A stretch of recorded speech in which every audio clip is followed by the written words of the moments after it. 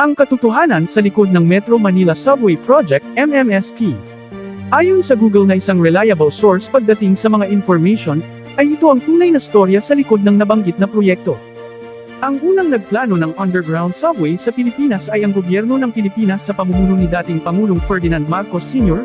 noong 1973 sa pamamagitan ng Urban Transport Study in Manila Metropolitan Area, UTSMMA. Ang pag-aaral na ito ay pinangunahan ng Japan International Cooperation Agency, JICA, kilala noon bilang Overseas Technical Cooperation Agency, sa pakikipagtulungan ng dating kalihim ng Department of Public Works and Highways, DPWH, na si David Consuni, na nasa ilalim ng administrasyon ni Ferdinand Marcos Sr.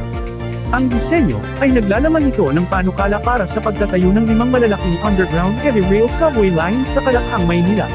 Bagamat ito ang kauna-unahang pagkakataong na isagawa ang plano ng isang subway network, at gusto man ng dating Pangulong Ferdinand Marcos Sr. ay hindi na muna naipatupad ang subway noong 1977, dahil sa mataas na halaga ng konstruksyon at ang higit na inaalala at pinangangambahan ng noon ay Pangulong Marcos Sr., ay ang idulot nitong malawakang pagbaha.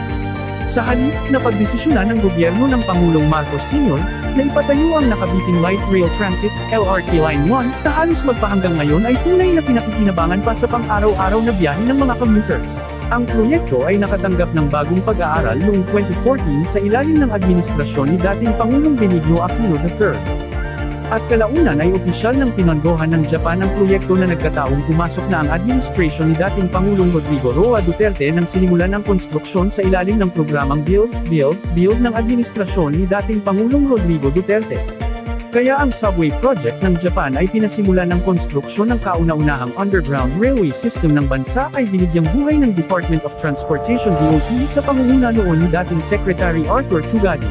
Ang makasaysayang groundbreaking o formal na pagsisimula ng paggawa ay naganap noong Pebrero taong 2019. Ngunit, hindi pa nagtatagal ay tumigil ang konstruksyon ng Metro Manila Subway Project, kaya hindi ito natapos sa termino ni dating Pangulong Rodrigo Duterte.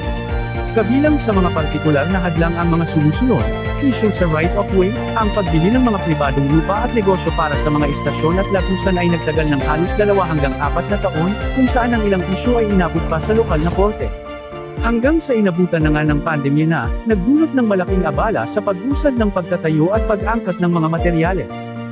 Kaya naman, natapos ang termino ni Digong, na may mga unfinished projects at naiwan din ito ang napakaraming issues ng proyektong ito, lalo na ang right-of-way issues at marami pang iba patungkol sa proyekto. Hanggang sa nagpalit na ng Administration Ferdinand Bongbong Marcos Jr., na siyang sumalo at nagpatuloy ng nasabing proyekto at gumawa ng solusyon